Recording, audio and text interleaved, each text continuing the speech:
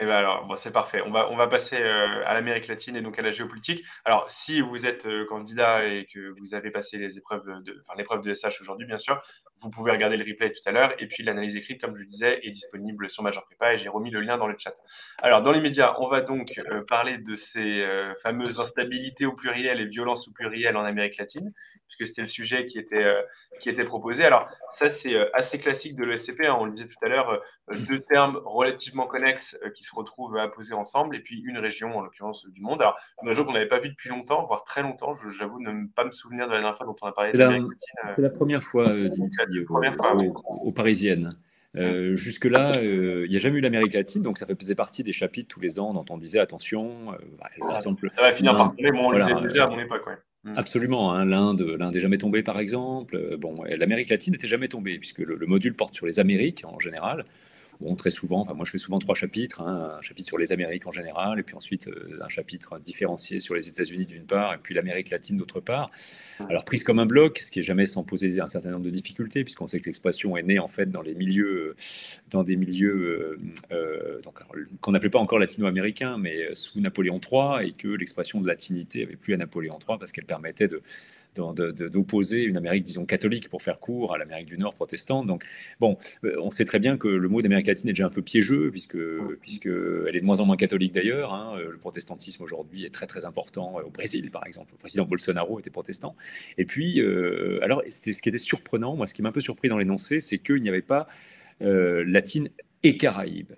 Or, l'instabilité, la violence caractérisent aussi, et beaucoup d'ailleurs, l'Amérique latine et Caraïbes. N'oublions pas que l'Amérique caraïbe, caribéenne, hein, a été un peu d'une des bases arrières de la politique du Big Stick américaine, et qu'il y a eu des instabilités qui n'étaient pas forcément endogènes d'ailleurs, mais qui pouvaient venir de l'étranger. Alors, est-ce que je pense qu'on admettra d'ailleurs, parce qu'un sujet est toujours fonction de notions, ici instabilité, violence, sur une période donnée. Alors on le sait, à l'ESCP, la période n'est jamais donnée, elle n'est jamais explicitée, pardon. Donc c'est au candidat en introduction, c'est une des difficultés, c'est aussi un des critères de sélection, on en parle souvent. Oui, de Et, quoi parle-t-on, quelle est la période évidemment, pertinente, oui. alors en fait, évidemment, si les programmes étaient très très très très très vastes, eh bien je crois qu'instabilité et violence en Amérique latine, on pourrait faire commencer ça quelque part vers 1492, enfin en quelque sorte. Oui, voilà. Ce que je veux dire, c'est que, et ça, des gens comme, alors je vais faire ici un clin d'œil à Gérard, mais par exemple sur ce dissert, j'aurais utilisé à un moment ou à un autre Acemoglu et Robinson, hein, qui montrent que par exemple que les problèmes de développement sont très très liés en fait à des patterns, à des structures qui se mettent en place à un moment donné, et à un manque d'institutions, c'est-à-dire de règles claires. Et précisément en Amérique latine, les règles démocratiques, de prise de décision, la propriété, le climat des affaires sont très très altérés par la violence et l'instabilité politique endémique. Donc je crois que je viens d'aborder plusieurs choses en disant ça. D'abord, les notions importantes qu'il fallait définir, c'est instabilité et violence, très bien. Souvent en mettant peut-être des adjectifs derrière, parce que l'instabilité, c'est au pluriel d'ailleurs, instabilité, l'instabilité peut être socio-économique, politique. Les violences, elles, sont plutôt sociopolitiques, hein, bien sûr, en Amérique latine.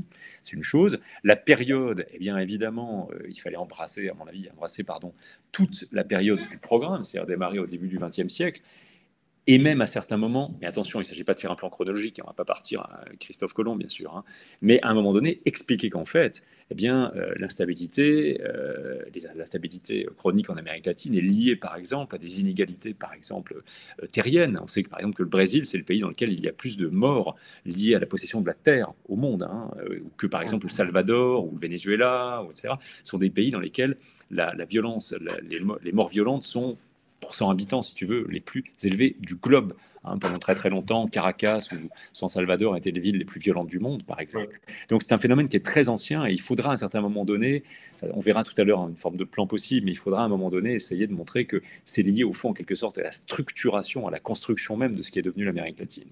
Une construction dans la violence, par la violence, des inégalités socio-économiques colossales. Hein. Ça a longtemps été l'Amérique latine, le continent le plus inégal du monde. Le Brésil, d'ailleurs, ayant eu la palme Avec pendant un très indice longtemps. Gini, effectivement, 0,45, quelque chose comme C'est ça. ça, même pas plus. Le Ah, Brésil plus, était monté à 0,55, mais c'est ouais. tout à fait considérable. Bon, c'est un ancien président brésilien qui disait, je ne sais pas si nous sommes le pays ou le continent, je ne sais plus ce qu'il disait, le genre, par exemple, le plus doté du monde, mais ce qui est sûr, c'est que nous sommes le continent le plus inégalitaire, c'est vrai. Ouais. Alors, avec un petit écart aujourd'hui, on sait probablement que c'est la Chine aujourd'hui qui a passé, Oui, ça, qui est devenu le pays le plus inégalitaire du monde, la Chine communiste. Bon, ça manque pas de sel, mais disons que globalement, en termes de continent, la zone latino-américaine est facteur bon, est touchée par les inégalités. Donc, instabilité à définir, violence en y mettant des adjectifs, une instabilité politique, sociale, des violences sociales ou politiques. Bon, très bien.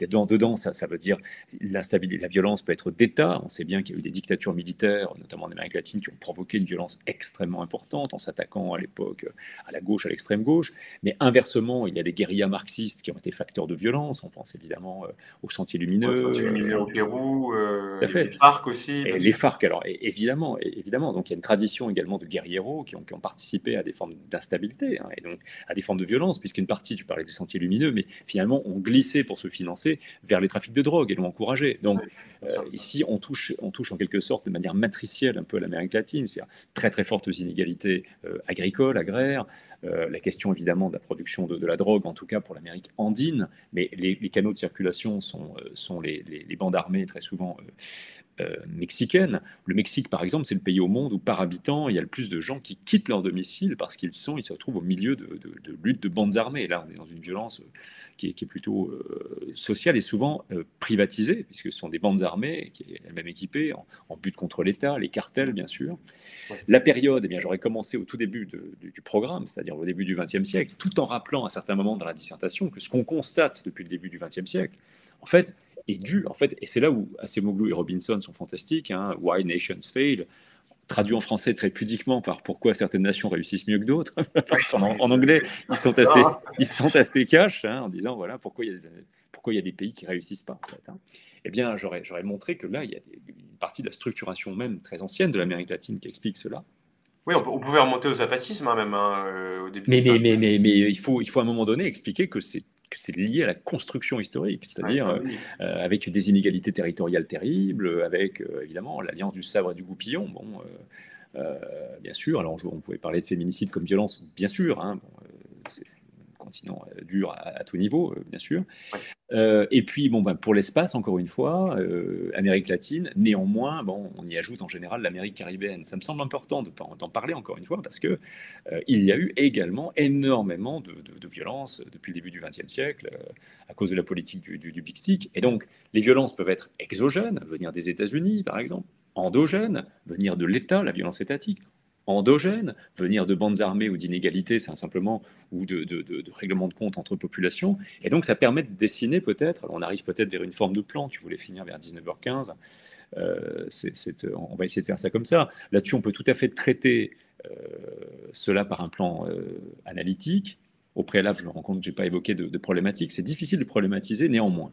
On peut relier le sujet. N'oublions pas que le programme insiste sur l'Amérique latine, sur les questions de développement, de sous-développement, de difficultés, etc. Donc, au fond, une des questions à se poser là-dessus, c'est est-ce que c'est pas, et c'est un petit peu la thèse d'Acemoglu et Robinson, encore une fois, est-ce qu'au fond, les instabilités, la violence endémique en Amérique latine ne sont pas l'une des causes importantes du sous-développement, n'expliquent pas pourquoi la zone n'a pas décollé, par exemple, comme d'autres.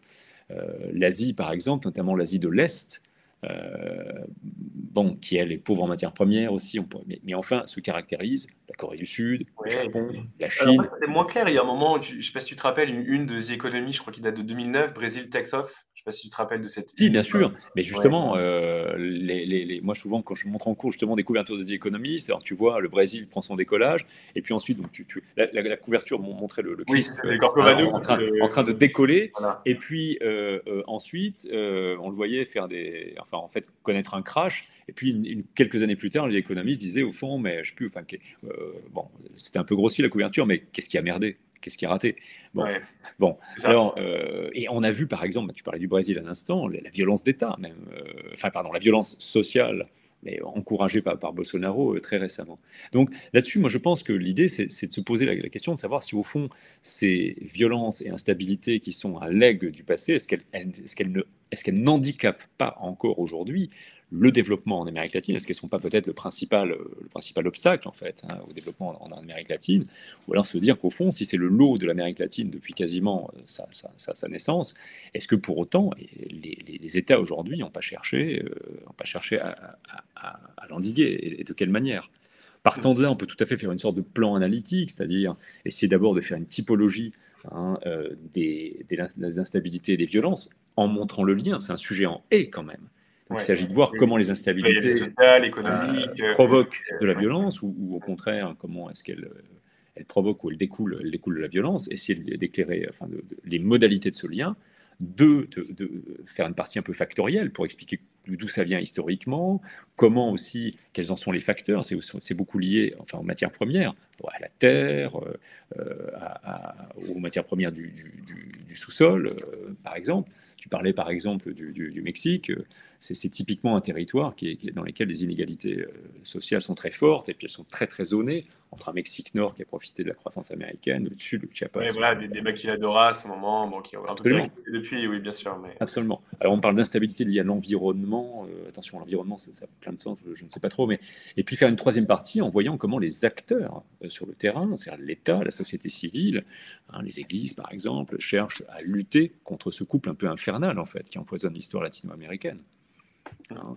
Voilà, donc je pense que c'est un petit peu la démarche à établir, sans oublier, parce que c'est toujours là, je crois quelque chose de très important que je conseille, en tout cas à mes étudiants, c'est toujours de mettre des adjectifs, c'est-à-dire instabilité sociale, politique, instabilité d'État, violence, c'est pareil. On sait par exemple que dans le bilan absolument terrible des 30-40 ans de guerre, enfin en Colombie, Oui. entre l'État colombien et les FARC. On n'a pas de chiffre officiel évidemment, mais on sait qu'au fond, les morts et les disparus sont autant le fait de l'État, par exemple, donc violence d'État, que de la violence des FARC eux-mêmes. Hein. Donc, je crois que là, il fallait essayer encore une fois de bâtir quelque chose pour montrer combien l'Amérique latine était prise là-dedans, et qu'au fond, ceux qui en pâtissent globalement, c'est le peuple et le développement. Ouais, C'est vraiment frappant. Hein. Voilà. Alors, Ah, il y a beaucoup enfin, il y a des questions qui se rejoignent. Bon, alors, certaines boutades, c'est pas un sujet de LV2, ça, machin. Mais c'est vrai, ça. Est-ce que quelque part, ceux qui étaient hispanisants n'étaient pas un peu favorisés? Est-ce que vraiment. Bon, voilà. Enfin, et justement, la Oui, question d'Hugo est intéressante. Est-ce que, voilà, comment on tombait pas dans le sujet un peu de colle d'espagnol, quoi? bon, d'abord, une colle espagnole, ça dure 10 minutes, etc. Oui, oui, Là, non. on a 4 heures, bien sûr. Alors, les LV2 allemands, les pauvres, enfin non, je vous rappelle que l'Amérique latine est une terre d'élection de certains Allemands, n'est-ce pas? Bon, Bon, c'est on un peu pense plus tous original. à... Non, non, mais je ne pensais même pas à d'anciens... On n'est pas dans OSS 117, là, mais je pensais à Alfredo Stroessner, par exemple, qui a gouverné le Paraguay pendant, je crois, de 1954 à 89, etc., etc. Non, ça, c'est une boutade. Mais il est vrai que là, on est sur des types de sujets, c'est vrai, hein, où des gens qui font de l'espagnol ont peut-être plus de billes. Quoique, encore une fois, moi j'enseignais très très longtemps l'histoire en allemand dans une autre vie. Inversement, c'est parfois frappant de voir que des gens qui sont censés maîtriser une langue, une culture, un espace, bon, ma foi, Oui, pas tant que ça, quoi. je crois que quand on travaille, on peut compenser cela. D'autre part, la difficulté ici, sur cette dissertation, alors il y a des connaissances, j'entends bien, et peut-être que les gens qui font de l'espagnol peuvent être en quelque sorte avantagés. Mais la difficulté dessus, c'est problématiser et aboutir à une démarche démonstrative. C'est-à-dire, au fond, l'Amérique latine, un espace de violence, d'instabilité et de violence multiples, montrer en un une forme de typologie de l'articulation de ces deux termes, expliquer pourquoi dans le deux, pourquoi de tous les continents, c'est probablement celui dans lequel c'est le plus dur, et que la conséquence là-dedans, c'est que le développement en pâtit, hein, bien sûr. Et puis dans un troisième temps, voir par exemple comment les acteurs eh bien, réagissent, ou alors voir les conséquences de ça, c'est-à-dire une difficulté de développement, des acteurs, une instabilité politique encore permanente, une démocratie aujourd'hui qui fonctionne. Alors, et là, peut-être une typologie aussi, parce qu'il y a des États dans lesquels la stabilité est plus grande. Malgré tout, moi, ce qui m'a frappé après Bolsonaro, qui a quand même beaucoup heurté les institutions brésiliennes, c'est que, Lula, alors il y a eu une tentative, on entend bien, hein, bien sûr, mais le pouvoir a été malmené. Néanmoins, la démocratie est là, Lula est ici, il n'est pas contesté, bien sûr. Donc, ça peut être intéressant à un moment donné de dire attention, et comme très souvent, quand on a une zone qui est vaste, l'Afrique, l'Amérique latine, l'Asie, etc., à un moment donné, de faire une sous-partie avec des éléments de typologie pour expliquer que ce qui se passe aujourd'hui au Mexique, le Mexique, par exemple, est beaucoup plus politiquement stable que ne l'est, je ne sais pas Oui, moi, c'est ça. Il y a quand même des choses Paraguay ou l'Uruguay. positives. Oui, c'est ça. Par exemple, il n'y a qu'un seul PMA, qui est Haïti, dans tout l'espace latino-américain. Absolument, absolument, Bon, absolument. voilà, on parle d'inégalité, mais il y a quand même un développement minimal de l'ensemble des pays. C'est une région qui est totalement dénucléarisée, donc il n'y a pas ce type de conflit-là. Et il n'y a pas de guerre interétatique. Hein, ça, Il n'y a pas de guerre interétatique, bien sûr. Depuis un siècle, quasiment, il n'y en a pas eu. La guerre du Pacifique, bon, ça, c'est un cas très précis, mais c'est à la fin du 19e. Donc, depuis le début de la période, il n'y a quasiment pas de conflit interétatique. Mais encore une fois, je pense que là, l'idée était en problématique de relier à la question du sous-développement. Parce que c'est les instabilités et la violence qui, à bien des égards, aujourd'hui, rendent difficile une politique de développement menée dans le temps. D'autre part, et on le sait aussi, les régimes, les dictatures militaires qui se sont succédés dans les années 50, 60, souvent d'ailleurs avec l'aval des États-Unis. Hein. Bon, oui, bien sûr. On n'a pas soutenu toujours les plus grands démocrates du côté de la Maison-Blanche. Absolument, on se souvient tous, on n'était pas né, mais cette phrase de Roosevelt, parlant, je crois, de Batista, disant Yes, it's a bastard, but it's our bastard. C'est ça. Voilà. Bon, oui. Donc, jusqu'à 1933, la politique de bon voisinage, les États-Unis se sont appuyés plus tard. Il y a eu ce qu'on appelle les républiques bananières, qui étaient totalement inféodées effectivement aux États-Unis. Bien sûr. Quel président brésilien qui disait pauvre Mexique, si loin de Dieu, si proche des États-Unis. Je sais pas si c'est Porfirio Diaz, le président de la fin du 19e, si loin de Dieu, si près des États-Unis. Bon. Alors, ça peut être d'ailleurs, dans une deuxième partie un peu factorielle, montrer qu'en fait, le géant américain a été protecteur, mais à certains égards a aussi entretenu des régimes violents, bien sûr. Bon, donc, l'histoire très ancienne, la conformation des États-Unis, de l'Amérique latine est liée à la situation d'instabilité et de violence, mais également, par exemple, la proximité des États-Unis. Pour l'Amérique centrale, c'est très clair, les républiques bananières, quand même, sont des zones très, très instables, très, très insécures aussi. C'est parmi, encore une fois, les plus insécures du monde. Alors, je pense qu'il faut essayer de montrer de rapports. Il y a Thomas là, qui a posé une question. Il faut essayer toujours de montrer des rapports dialectiques. Je veux dire, la poule et l'œuf, est-ce que c'est l'instabilité qui crée les violences, l'instabilité? C'est une question qui est un débroussaillable. Je veux dire, il faut montrer comment ils s'articulent plutôt que d'essayer de voir des phénomènes de causalité ou en causalité inverse. À Somoza, peut-être c'était Somoza, dit Zachary, c'est tout à fait possible. Je pense à Batista, mais c'est tout à fait. Je crois que c'est Batista. C'était Trujillo, ça je peux vous le dire. Ah bon. C'était pour Trujillo qu'on avait dit that's a dog, but that's our dog. C'est un chien, mais c'est notre chien. C'était pour Trujillo. Il y a toutes les versions plus ou moins grossières. En tout cas, c'est ce qu'on m'avait dit moi, puisque ça, je me rappelle bien de la formule en cours. Mais voilà. Après, ils étaient peu recommandables tous. En tout cas, c'est un sujet qui était difficile, alors qui n'était pas inattendu. L'Amérique latine n'est jamais tombée, qui n'est pas non plus un sujet complètement délirant du tout, puisque en Amérique latine, si on doit faire des grandes cartes des continents, et des grandes caractéristiques, les États-Unis, c'est le capitalisme, la démocratie libérale, etc., etc.